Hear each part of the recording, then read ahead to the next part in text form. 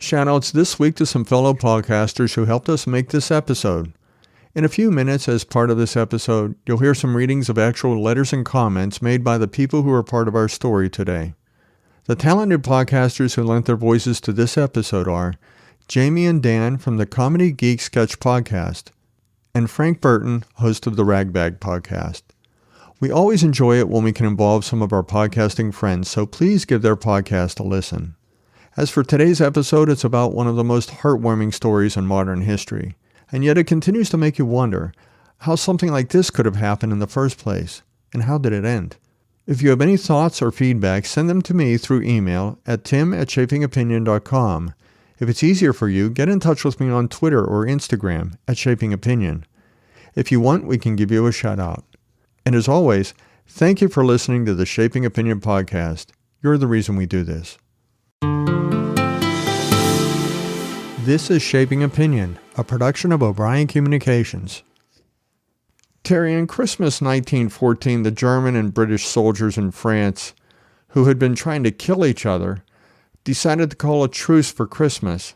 How did their superior officers react to that? Well, oddly enough, most of the superior officers were completely unbothered about it. Some of them actually recorded in the regimental and brigade diaries, even the corps diaries, that this was just fine with them. They were happy to let their soldiers have a few days off. They recognized it wasn't going to impact the course of the war. And a lot of them took it as an opportunity for the troops to rebuild their trenches and shore up their defenses.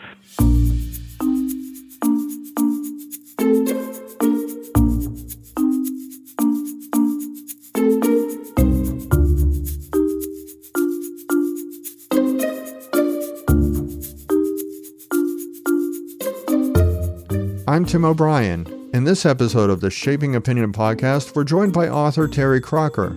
She wrote the book, The Christmas Truce, Myth, Memory, and the First World War. The premise of our podcast is simple. We talk about people, events, and things that have shaped the way we think. Today we'll talk with Terri about the unlikely truce that broke out on the front lines of the First World War in 1914. Against all odds, and their commanding officers, German and British troops and others stepped out into no man's land on Christmas Day for a day of peace.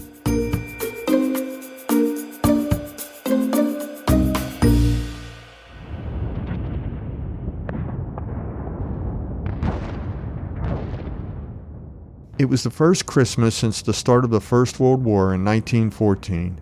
The bloodshed had already been enormous. The front lines of the war along the Western Front were close enough to hear what was happening in the trenches on the other side. In between was known as no man's land, where nothing could survive the steady sniping, the steady bombardment between armies. The trenches were cold, muddy, and wet, and sometimes cold, frozen, and wet. The troops on both sides thought the war would be over by now, and here it was, Christmas Eve. Silence.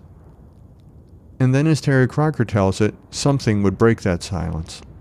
Well, it didn't really break out per se in one spontaneous moment, because there were so many different truces along the lines, and every one of them was different. We talk about the Christmas Truce as a monolithic event, but in fact, these were all individual truces arranged between one battalion to another, between the British and the German battalions, and as a result, there was no coordination. So peace didn't really break out, it kind of trickled out. You had some places in the line where the firing stopped on Christmas Eve and everybody sat up on the parapets and sang Christmas carols to each other. You had places in the line where there wasn't much firing going on anyway, so there wasn't much difference between what was happening the day before Christmas and what was happening Christmas Day. And you had places in the line where people actually went out on Christmas Day. Usually the junior officers in the trenches went out, met their counterparts from the other side, and arranged the parameters of the truce.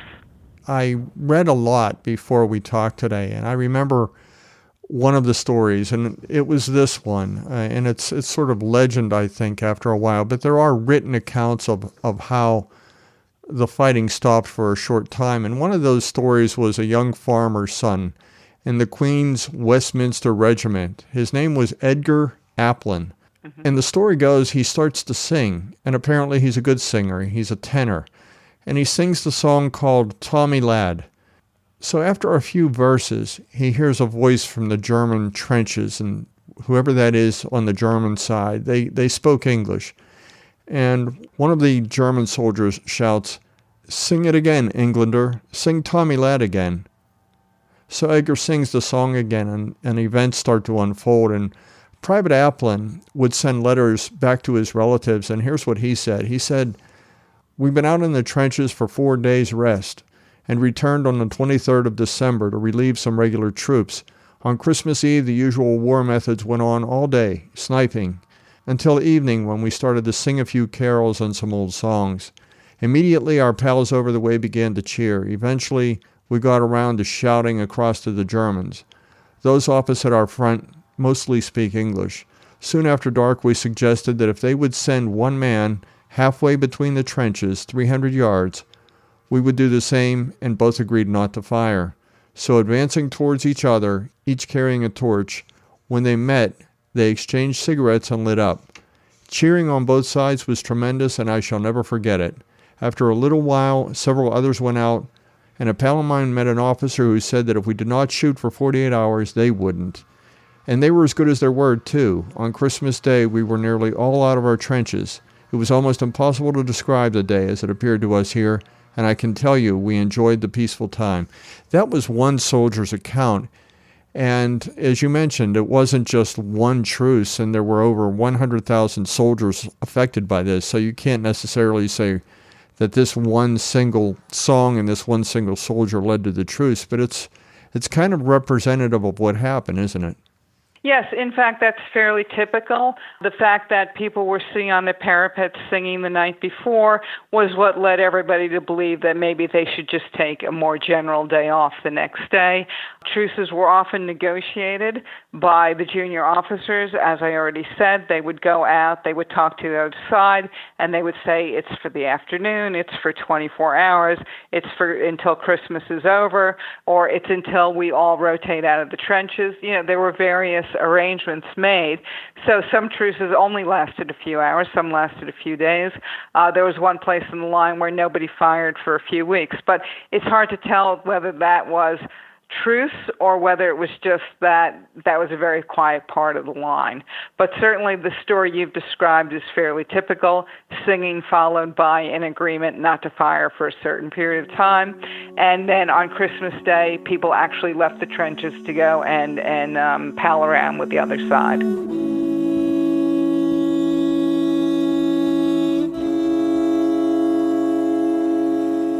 From the diary of J.S. Fenton of the 2nd Field Company Royal Engineers, dated December 26, 1914. Spent a very quiet Xmas Day. Troops fraternized with enemy on 6th Division front and held a concert and football match. Pork for dinner. It still amazes me when I hear that story. For a little bit of background, can you tell us a little bit about World War I, the First World War, and how it began, and who the players were? It began because there were some alliances in Europe. Germany and Austria-Hungary were in an alliance, and Britain, France, and Russia were in another alliance. All had interest in the area, and all felt that they were compromised by moves that the other side made. So when there was an issue between Serbia and Austria-Hungary, when the Archduke of Austria-Hungary was assassinated in Sarajevo, Austria felt that they had to avenge this. They imposed a set of demands on Serbia. Serbia answered most of them, but Germany was egging Austria-Hungary on to take more action. Russia, of course, had an interest in the area because it felt that Serbians were fellow Slavs, and they didn't want Austria-Hungary moving into that area. Of course, France was an ally of Russia, so if Russia was getting upset, France was going to be affected too. And then when Germany finally did declare war, and Austria-Hungary did declare war on Serbia, and then Germany declared war on Russia, and then eventually France, in order to attack France, Germany moved through Belgium, which brought the British in because they had a treaty where they were supposed to defend the neutrality of Belgium. So we went from one event, which was the assassination of the Archduke Franz Ferdinand at the end of June, to general war a month later at the beginning of August. And then it had more to do with the interlocking alliances and everybody feeling that they had certain interests in moving forward, even though a general war was not something that everybody really wanted. But they were so entangled in it at this point, it was hard to get out of it. Well, that actually helps explain some of the culture behind that truce because, as you mentioned, it wasn't a war that people necessarily planned to get into. It just escalated because of allegiances. As you mentioned, World War I began in 1914 after the assassination of the Archduke Franz Ferdinand, and it lasted until 1918. At this time, this was the first Christmas of this war. Some people do believe that everybody expected the war to end by Christmas, but most people didn't. When Kitchener called for volunteers in Britain, he wanted them for a 3-year term or however long the war lasts. Many people anticipated a longer war. Another thing that's very important to remember is that Britain, France, and Germany both had universal conscription and had very large standing armies. Britain had a much smaller standing army because it was mainly a colonial police force, and because they weren't a continental power, they didn't feel that they had to counter the German army necessarily by keeping a very large army themselves. But Britain's army was all volunteer, so if you signed up for the army, you were a professional soldier, and you signed usually for a period of 5 or 10 years or whatever it was. So it's important to remember that all the soldiers in the trenches, French, German, British, were all pre-war enlistees or pre-war draftees. The soldiers who had joined up at the start of the war, who may actually have been more enthusiastic about the war, were still at home in France or Germany or Britain training. It took a long time even to equip all the soldiers that everybody had at the front, and they certainly didn't have time to outfit everybody and get them up to the front lines by Christmas. One of the things that's important to remember about truces is that they're actually traditional in war. They go back to Greek and Roman wars. There have always been truces. They've mainly been for the purpose of collecting the wounded and the dead, calling a ceasefire after a battle. And this was something that professional soldiers knew. They happened during the American Civil War. They happened during the Napoleonic Wars. Truces were just normal. And so a professional soldier would have a much different attitude towards a truce than a volunteer soldier who'd volunteered because he was really angry at the Germans. And that's one of the reasons that the truces, I think, were so widespread, is that the soldiers didn't really see them as defiant. They just saw them as, we're taking a couple of days off. We've been working really hard. We deserve a little time off. And what's also important to remember is that many of the truces started, or their main purpose was to bury the dead in no man's land. There had been attacks the week before, a few weeks before in some cases. There were still bodies in no man's land. A lot of the truces were people putting up white flags and saying, we'll collect our bodies for a few hours, you collect your bodies for a few hours. They took them behind the lines for burial, and then since they were out there anyway, they hung around. Sometimes they actually had joint prayer services over the dead with a German or a British chaplain, whoever happened to be around. So when you think of the truce, it's very important to remember that the soldiers in the trenches at that time were professional soldiers who were not necessarily motivated by hatred for the enemy. They recognized the enemy was doing the same job that they were there to do, to defend their country. Fighting was what they'd signed up for, so they expected to be doing it. They recognized that the enemy was suffering as they were suffering in the conditions of the trenches, which were horrible. They were cold, they were wet, they were muddy. You didn't have hot meals reliably. Supplies didn't come up necessarily as they should. There was always sniping. So for both sides to give each other a few hours or even a couple of days off was recognized as much a professional courtesy as it was an outbreak of peace.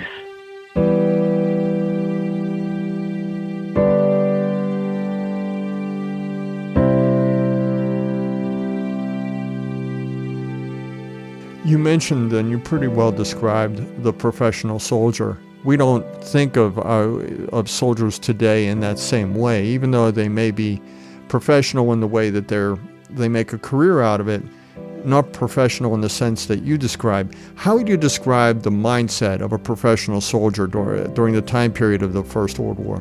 It's the same as anybody else who had their profession. You were a miner, you built boats, there were all different professions, and this is my job. I am not required to hate the other side. I am just required to go and fight where my country tells me to go and fight. So, I'm a paralegal. That doesn't mean that I necessarily love or hate being a paralegal, but that's my job, and when I'm told to do my various tasks by the attorney, I do them. And that was how the soldiers felt about it. If you read the letters of the soldiers, British soldiers who were in the field, on the front lines in World War I in 1914, they talk about their enemy with respect. They say they treat our wounded well, we treat their wounded well. They say they're good fighters. They talk about them in the sense of, here are our equals, they are on the other side, we are fighting each other, but they don't talk so much about hatred. As you did your research, that's such a difficult concept, I think, for most people to think that. It's easy to look at any job and see it as a profession. But when you look at the job of killing somebody else as a soldier, see the other side with respect in a certain way, what have you learned about how people are able to reconcile that? When I teach my students, the first thing I always emphasize with them is, stop thinking as if you're somebody in 2019. Start thinking as if you're someone in 1914. In 1914, there were very different attitudes towards war. There were very different attitudes towards what duty you owed your country. There was a very different attitude towards human life. We are now at a place where we respect all human life, and, presumably to take it is an absolute horror. But 100 years ago, going to war was more normal, and death in war was more accepted. It doesn't mean that people weren't mourned. It doesn't mean that people were completely callous. But we do have to remember that what the world looked like to somebody in 1914 is very different than what the world looks like to us today. Another thing that I try and emphasize with my students is what the experience of war was like for those soldiers. Now, to us, it seems horrible. You're buried in mud for, 4 or 5 days at a time. You don't get to change your clothes. There are no sanitary facilities. You don't get to have a shower. And we're all horrified by that because, of course, we shower every day and put on clean clothes every day. But people in 1914 didn't necessarily do that. If you were poor, you had 1 or 2 outfits, and they weren't washed very frequently. So something that sounds absolutely horrible to us was much more normal for somebody in 1914. Many of the soldiers that tried to join the British Army, for example, were rejected because they couldn't even meet the basic height requirements of being 5'3" or 5'4", and their chest measurements were way too low to go into the Army. So for a lot of people that did actually make it into the Army, this was the first time in their life that they'd gotten regular meals. That they had hot meals if they were out of the lines 3 times a day, that they had enough to eat. So everybody's attitude towards the Army would be very different. A lot of people that joined the Army, and if you look at the recruiting posters from, say, 1910 or so, did it for regular meals, for regular employment, to get well paid, maybe to travel abroad if that was something that interested them. And it's very different from our attitude. I don't think anybody currently is joining the Army because they don't have enough to eat. So putting yourself into the mindset of somebody 105 years ago is a very, it really changes your attitude towards what happened and what they went through. Another thing that's important to remember is I say to my students, imagine being in a trench and having shells come at you and having bullets fired at you and never having seen or heard a movie about it. Because we have seen so much conflict in movies, on TV, that we understand what shell fire sounds like. We understand what bombs sound like. We understand what bullets sound like. We know what a body that is shot by a bullet or, loses an arm or leg looks like. We've all seen Saving Private Ryan. But for a lot of people in the trenches at that time, they'd never heard the sound of gunfire before. So something that we would think is more normal because we're used to seeing it in movies, if you watch war movies, must have been incredibly shocking to them. And many soldiers write about, how disturbing it is to constantly have the sound of battle and how much they appreciate it when it's quiet. That wouldn't be something in modern life that would bother us that much because we're constantly surrounded by noise.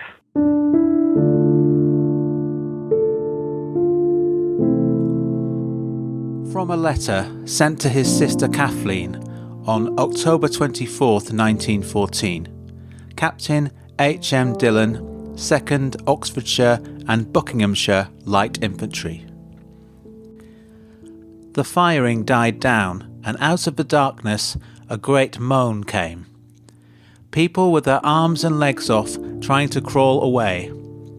Others who could not move, gasping out their last moments, with the cold night wind biting into their broken bodies and the lurid red glare of a farmhouse showing up clumps of grey devils killed by the men on my left further down. A weird, awful scene. Some of them would raise themselves on one arm or crawl a little distance, silhouetted as black as ink against the red glow of the fire.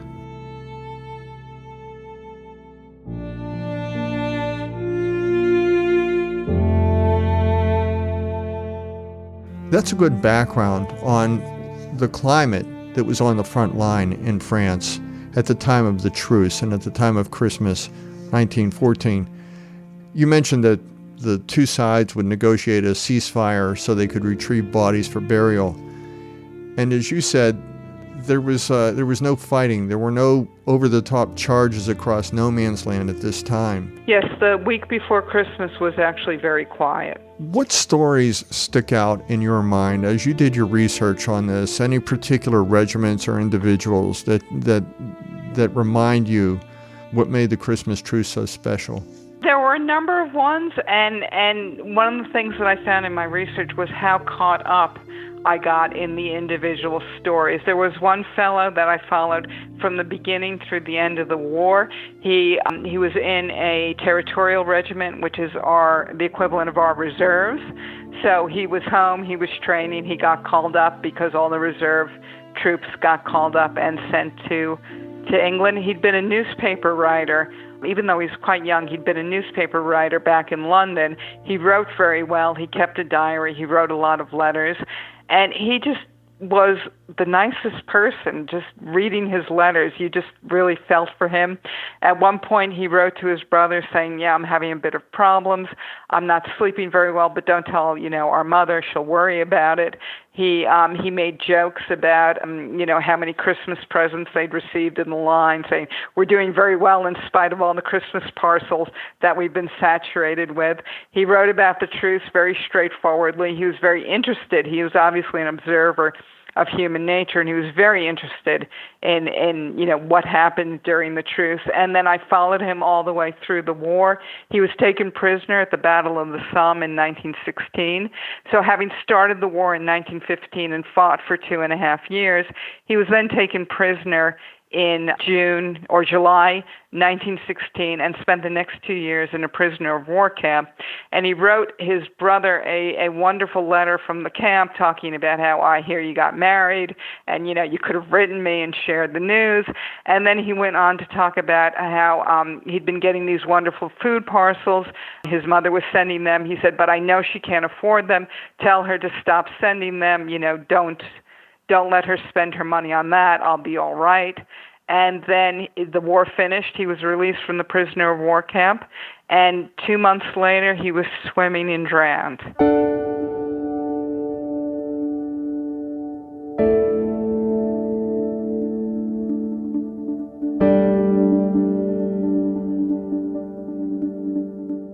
And I'm never going to forget that guy's story. I remember reading his letters and diary and then finally coming across the obituary in the collection I was reading in the London, in the Imperial War Museum in London, where they had his work, or rather they had his collection of letters, and I just sat there with tears rolling down my face because I'd really gotten to know this man through his letters, through his diaries, and just to think that he'd survived the entire war and then died 2 months later was just heartbreaking to me.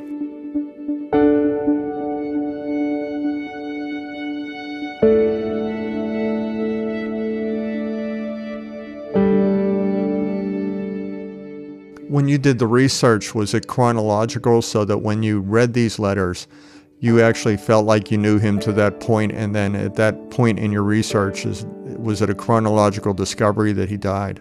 Yes. I did not find out till I got to the end of his box, and I almost wish I'd stopped reading in the last year of the war. And there were a number of heartbreaking things like that. I came across one box of letters where a guy had written home, and then at some point he'd stopped writing because he was taken prisoner. And included was a birthday card that I guess his wife had written but never mailed because she didn't know where to mail it because she didn't know if he was alive or not. And in this birthday card, she said, "It's your birthday and I don't know if you're alive or not." And she was just pouring out her heart. And I'm so devastated, and, I hope that I can give this to you someday, but I just don't know. And it was things like that that made you feel really involved with the people who were writing.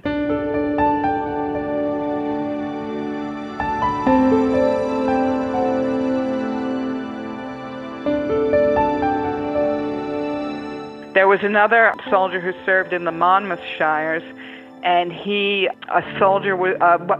sergeant was shot by the Germans when he went out to arrange the truce. Later on in the day, the rest of the soldiers went out anyway, but he stayed in the trench because he was so upset about losing his sergeant. So, yeah, there were so many different stories, and when people always talk about, the soldiers in the truce felt this, I always thought, no, every soldier felt something different. Some thought it was funny, some thought it was, the ones who went out to gather the bodies and participate in the church services felt it was very sad. Some people, it made them happy, some people it made them angry. It's really hard to talk about what soldiers felt in the truce because so many of them felt so many different things.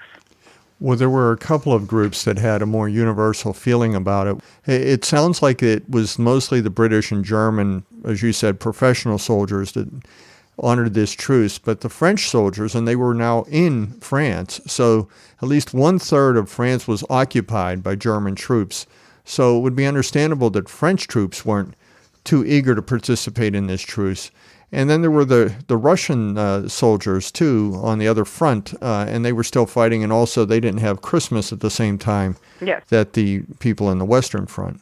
Yes, the French, if they participated in a truce at all, it was a simple agreement not to fire for the day. They were all happy to have a day off, but that didn't mean the French wanted to go out and fraternize with the people who were occupying their country. So there were very good reasons why neither the Belgian or the French troops fraternized with the Germans. The truce was really confined to one 20-mile front where the Germans faced the British, but even along that front, only about half the soldiers participated. And many soldiers talked in their letters about they were out talking to the Germans and they could still hear somebody firing on their right. So they knew that other people were dying on the day that they were out talking to the Germans. The Eastern Front was an entirely different thing. They tended to fraternize if they did it all around Easter, which was, I think, a holier holiday it's a holy holiday for all churches, but I think that in the Greek Orthodox Church, there's much more emphasis placed on peace during Easter. Of course, that was towards the beginning of the war. As you got closer to the Russian Revolution in 1917, a lot of soldiers were either refusing to fight or even fraternizing with the other side because they were trying to convert them to communism and persuade them all to throw down their arms so that all the workers would stop fighting each other for the sake of the profits of the bosses. It seems that the truce did last 48 hours on Christmas of 1914. What were some of the activities that they did when there was time off? 48 hours, if you were talking about it very generally, but as I said, some only lasted a few hours, some lasted up through New Year's. So the fraternization was really confined to Christmas Day. From a letter sent to his wife on December 28, 1914, Lieutenant Colonel Fisher Rowe, Commander of the 1st Grenadier Guards.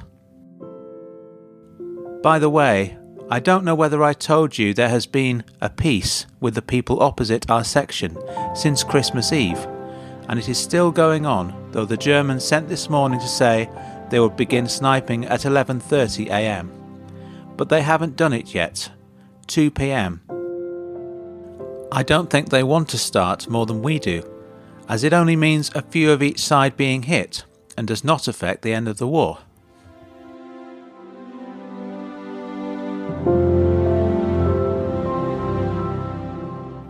Christmas Day was just viewed as different, and that was something you could do. But the rest of the week, what they did was they worked on their parapets, they repaired the trenches, they shored them up a bit, they drained them so there wasn't so much water. What the troops mainly enjoyed that week was not so much the fraternizing, which they knew was only going to be confined to that one day, but the ability to walk about without worrying that somebody was going to put a bullet through your head. Snipers were a real big presence in the trenches at that time, and so you couldn't walk upright. You had to always stoop over just so that you wouldn't get shot. And that's why that's what they really enjoyed about the few days when they weren't firing, that they could actually walk about in peace and quiet. And a lot of soldiers mentioned how nice it was to hear bird song. Since nobody was firing, they could hear the birds singing. That was something that a lot of the soldiers, particularly the rural ones, missed. Do any certain stories stick out for you when they talk about the gifts that they exchanged? Yes, a lot of it was souvenir collecting. They would exchange the badges or their buttons so that they could go home and say, look, I've got a German button or I've got an English button. So when they talk about exchanging gifts, they weren't really, bringing over elaborate gifts for each other. They were pointing at each other's buttons and, doing a switch. They would take food that they'd got in their Christmas parcels and they'd go out and they'd swap, a British chocolate bar for a German sausage. So it really wasn't so much presents as swapping, collecting souvenirs. The Germans there was one place where the Germans were near a brewery that was behind the line, so they rolled a couple of barrels of beer out into no man's land so that everybody could have a beer. What about whiskey and cigarettes?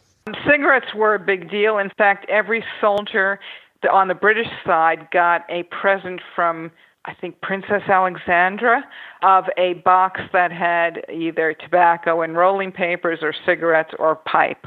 There were a few boxes for soldiers that didn't smoke, but it was assumed that 95% of them did. And so they would take those they all saved the tins. A lot of people saved the tins for years because they were so pleased about getting a present from the princess. But a lot of them took the cigarettes out into no man's land to swap for, some good German salami or sausage. You read so many letters from these soldiers back to their families. Do you remember any that stick out about what they were surprised about when they got to know the enemy? There were different things, but mostly what the British soldiers were surprised about is how ill-informed the Germans were. So a lot of the Germans seemed to believe that the German army was already in London, storming London, and, that the war was going to be won in 2 weeks. And the British soldiers all said, well, we didn't contradict them because we didn't want to hurt their feelings. It does seem funny to worry about hurting the feelings of somebody you were shooting at a few days earlier, but that's how they put it in their letters.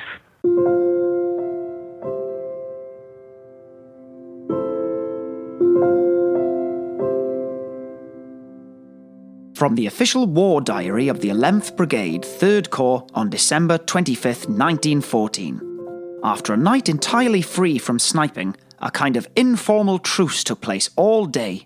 The Germans, who were not allowed near our wire, met our men between the lines on most friendly terms, cigars, cigarettes, and news being exchanged freely.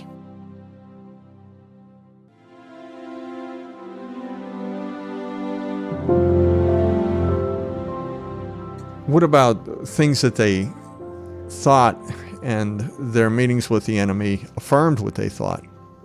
They were all very matter-of-fact about it, and even though when they wrote home, they all said, oh, we just had the most extraordinary day, it was kind of just fun and games to them. It's the same way that kids talk about a snow day. Oh, there was that great day where it snowed, and we went out, and we sledded, and we didn't have to go to school. They really wrote about it the same way. That's how they remembered it. How old was the average soldier on the front line? Usually the professional soldiers were older than the recent enlistees, but they all seemed to be in their early to late 20s. The officers, of course, were more senior than that.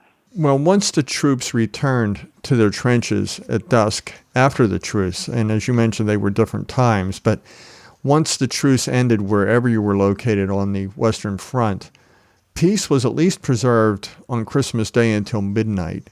There was more singing and presents exchanged. How would you say things transitioned from a truce to a resumption of the fighting? A lot of times it happened when the soldiers rotated out of line.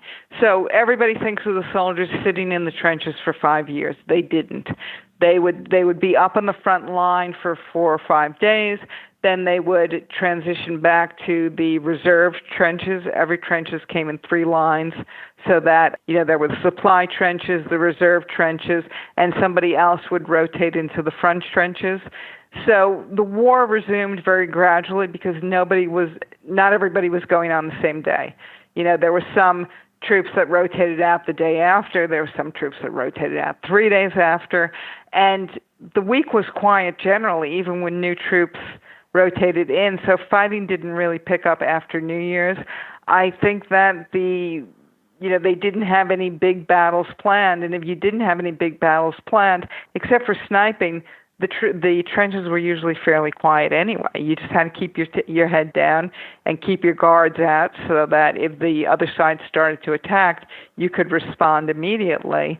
But it wasn't as if there was always fighting going on. There were lots of periods of lulls in the trenches.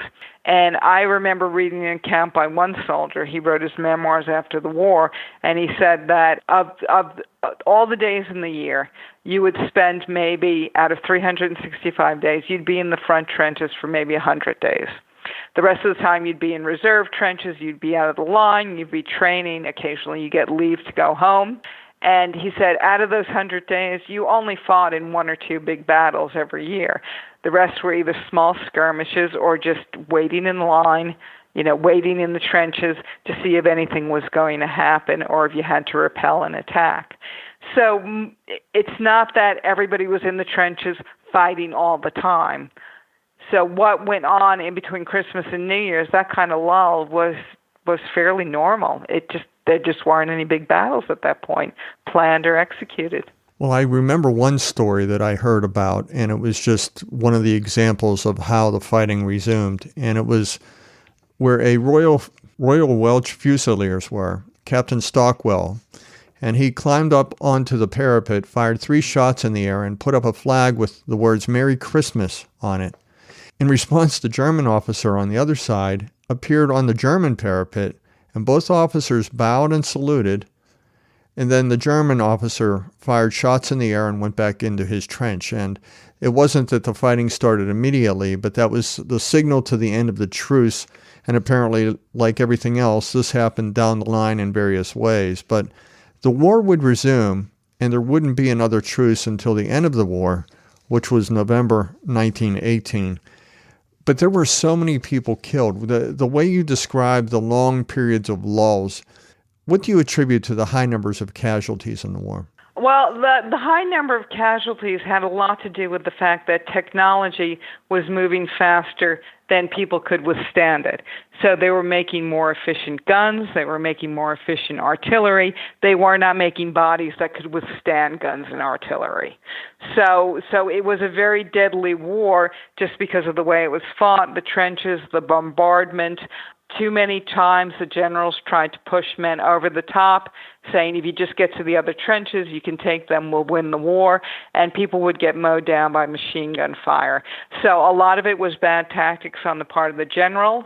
A lot of it was technological advances that made artillery much deadlier, bombs that exploded over larger areas, killed more people. A lot of it was disease, if somebody had their leg blown off, has their leg blown off now, one of the things they would get would be antibiotics to make sure that they don't get an infection. There was no way to fight infection then. If your body didn't fight it off naturally, you died. So science, the technology of killing people had gotten better, but the technology of saving people from being killed had not similarly improved, and that's why the death rate was so high. But at the same time, the death rate was only, a fifth of what it was in the Second World War. So 10 million soldiers approximately died in the First World War. 50 million died in the Second World War. Not just soldiers and civilians. That's a difficult, there's so many different ways to count the statistics, but Russia lost 18 or 20 million people in the Second World War. So the First World War was indeed very deadly, but in terms of the scope of it, I don't know that it was much more deadly than the Boer War or the Spanish Civil War. It was the biggest war at that time, so it was very shocking to people.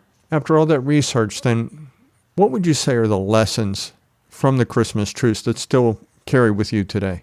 The main lesson I've learned from the Christmas Truce is one that's not terribly popular, and that is that we tend to make myths about the past because we judge the past by the present.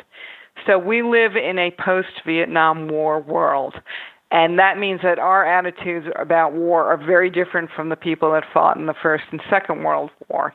And what we do is we're imposing the post-Vietnam War attitudes on the First and Second World War and assuming that people shared those attitudes. And the main thing I learned from the Christmas Truce is that you can't do that. You have to go back and see how the people themselves felt about it. I had believed a lot of the myths about the Christmas Truce, right down to the football games, before I started reading these letters. And then I read these letters and realized that's not how the soldiers felt about it at all. And so the lesson I take from the truce is that whenever somebody tries to sell you a very pretty myth, it's time to poke it and see if it actually stands up and think about what the myth says about what we believe about history rather than what actually happened. When the holiday season comes along for you then, are there any particular people that you learned about in your research there, or any particular letters that someone might have sent home on that holiday that just come to mind when you start to think of this holiday? Mostly what I remember from the letters is how homesick so many of the men were.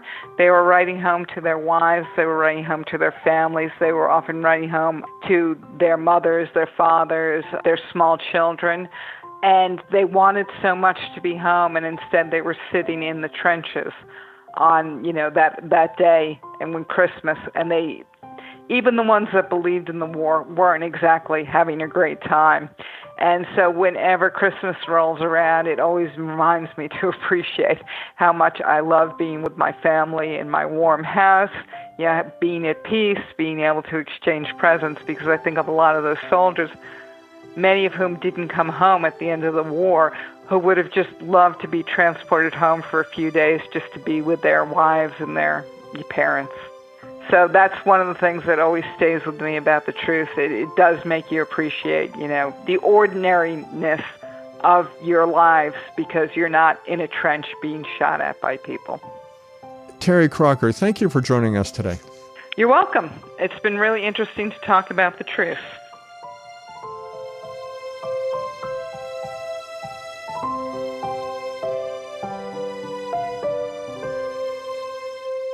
To learn more about the Christmas Truce of 1914, Terri Crocker and her book, The Christmas Truce, and about our guest readers, Jamie and Dan from the Comedy Geek Sketch Podcast, and Frank Burton from the Ragbag Podcast, please see our show notes at shapingopinion.com. If you enjoyed this episode, please let people know by leaving a rating and review on Apple Podcasts. You can subscribe to the Shaping Opinion Podcast wherever you listen to your podcast. We'd love to hear from you. On Twitter, just tweet to us at Shaping Opinion, or you can get in touch with us through our website, shapingopinion.com. We have a Facebook page, and we're on Instagram at Shaping Opinion. Shaping Opinion is a production of O'Brien Communications. This is where we talk about people, events, and things that have shaped the way we think. Until next time, I'm Tim O'Brien.